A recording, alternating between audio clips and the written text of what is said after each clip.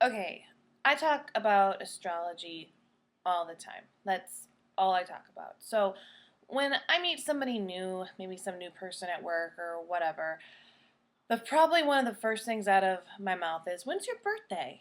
And then they look at me like, "Why?" And then someone around them goes, "She wants to know your sign." But then I always ask when your birthday is because most people know when their birthday is, but not everybody knows when their sign is.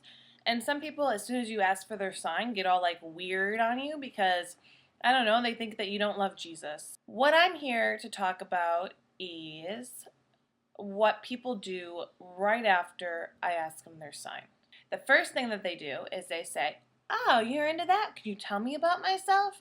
And I always give them the short, sweet, "Oh, you're a Virgo. You are so nice." Quick and easy and to the point. Then they go, "Who would I be good with? Can you sit me down for about 5 hours and give me free astrological advice on who I should be with the rest of my life?" Well, here it is. Here is my free astrological advice. First off, just know your sign. You are either an Aries all the way to Pisces. After that, you want to know whether or not you are fire, earth, water, or air. You can figure that out pretty easily, and it goes like this. Fire is Aries, Leo, Sagittarius. Air, which is Gemini, Libra, Aquarius. Earth, which is Taurus, Virgo, Capricorn. Water, which is Cancer, Scorpio, Pisces. After you figure out which one you fall into, it makes it really easy to decide what you want to be with.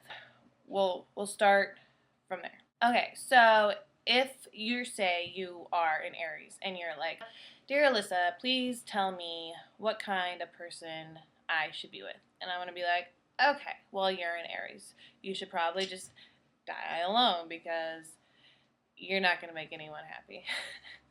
Just kidding. You're an Aries. You are fire, as I said before. Fire, you go pretty well with other fire signs. Why? Because fire and fire makes awesomeness, right?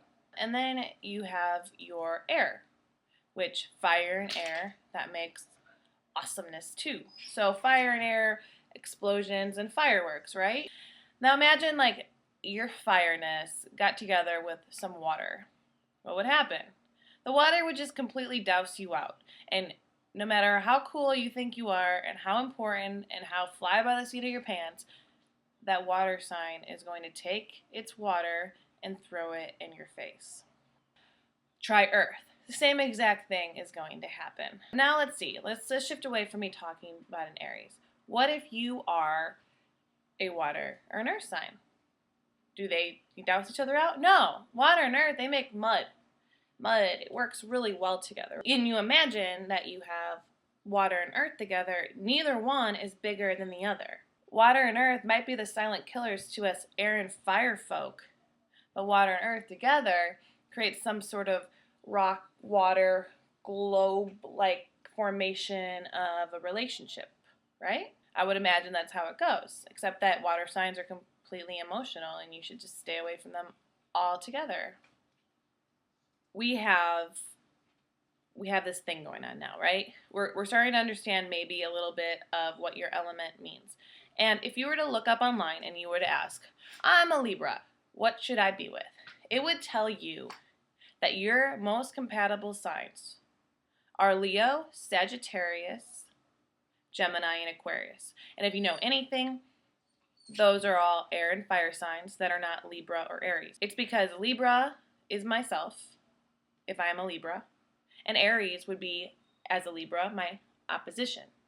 So that will be like a little push and pull relationship, and they'll be like, maybe you want that, maybe you don't.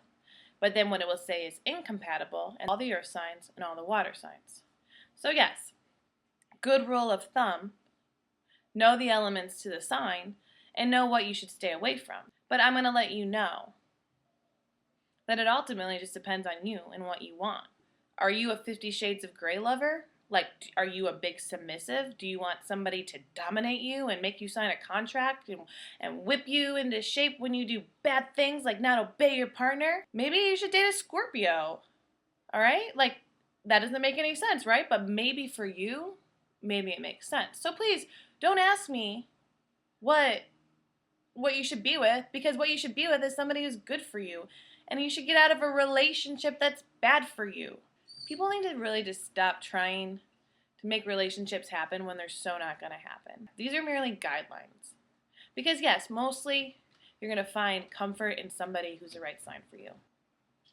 But sometimes even that person sucks for you. Maybe because you're crazy. Maybe you're crazy. Did you think about that? You could be crazy, and maybe every relationship that ended was your fault. Okay, if you have been hearing anything in the background, it is my dog. And Apollo, he's right here right now. You want to see him? Let's look. Oh, what are you doing? You getting down now? You're pretending like you're not really there? Apollo, what are you saying, Apollo? Apollo was just telling you that if you really want to learn more about astrology, dumbed down for people who don't know shit, Apollo, you subscribe to my channel, and the more people that subscribe, the more I will talk, because I kind of feel dumb right now talking to nobody.